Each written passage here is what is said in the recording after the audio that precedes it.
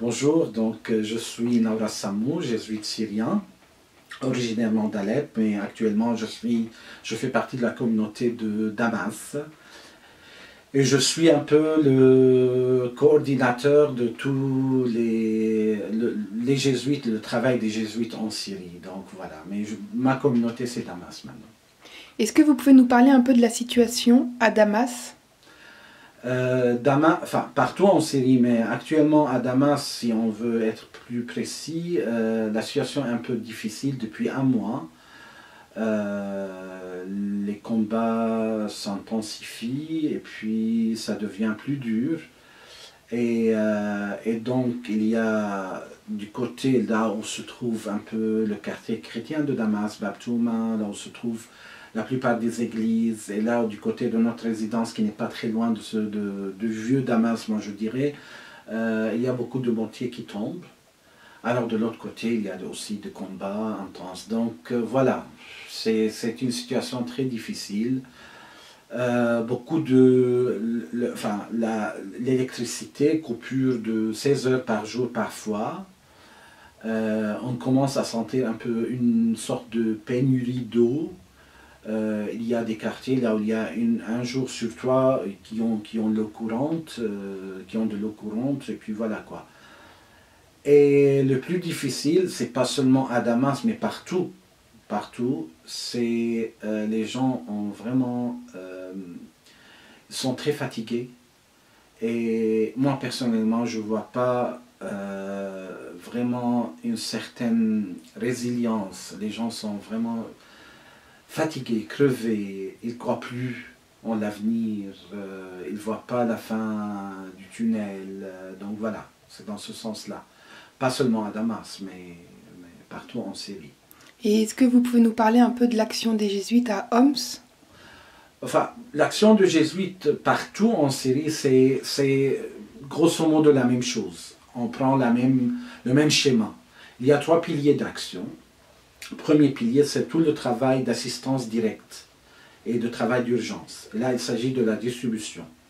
On fait des distributions de paniers alimentaires, on fait des distributions des choses non alimentaires. On a deux cuisines de campagne qui servent, une cuisine qui est à Alep, qui sert à peu près 9000 repas chauds par jour, une autre cuisine qui est à Damas, qui sert 5500 repas chauds par jour, à 6000 repas chauds par jour, dans la partie rurale de Damas.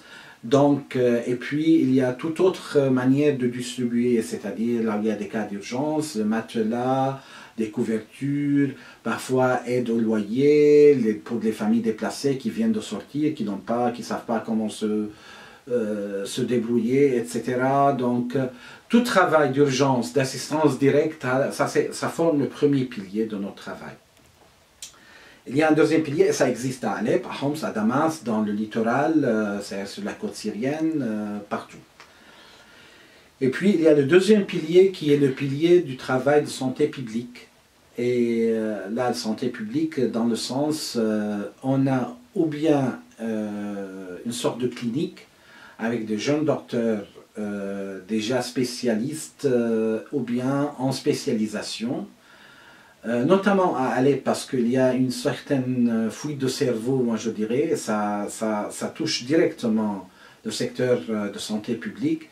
Et là, il y a un service, on a une clinique à Alep, là on accueille entre 120 à 150 personnes par jour, avec une possibilité de les référer dans les hôpitaux s'il y a des besoins plus urgents ou bien plus spécialisés, enfin des choses plus spécialisées.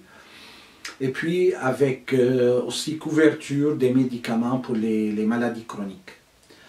À Homs, à Damas, on a seulement des pharmacies et systèmes de référence. Donc là aussi, on distribue des médicaments pour...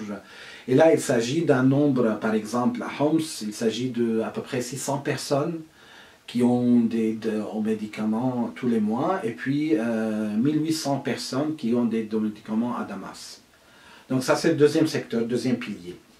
Le troisième pilier de notre travail, c'est le travail du soutien des enfants, psychosocial et puis du rattrapage scolaire.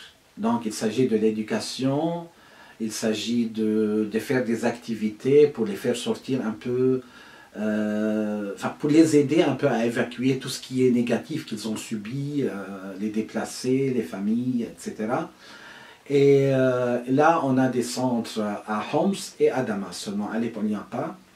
Et le service maintenant couvre à peu près 2500 enfants, avec des activités parallèles pour les adultes, notamment les mamans, des ateliers, des différents genres d'ateliers, et puis des cours d'alphabétisation d'adultes aussi pour les mamans. Voilà. Donc en gros, voilà ce que nous faisons. Et puis, ça se varie, c'est plus, disons, par exemple, travail de soutien direct et d'assistance et d'urgence à Damas par rapport à Homs, c'est plus médical à Alep par rapport à Homs et Damas, c'est plus, j'allais dire, un service d'alimentation directe à Alep et Damas par rapport à Homs, c'est plus d'enfants à Homs par rapport à Damas, etc., etc. Donc ça se varie parce que c'est selon le besoin. On fait des études un peu de la situation et puis on essaye d'évaluer et de faire un projet qui correspond et qui répond bien à la situation. Merci beaucoup, mon père. Je vous en prie.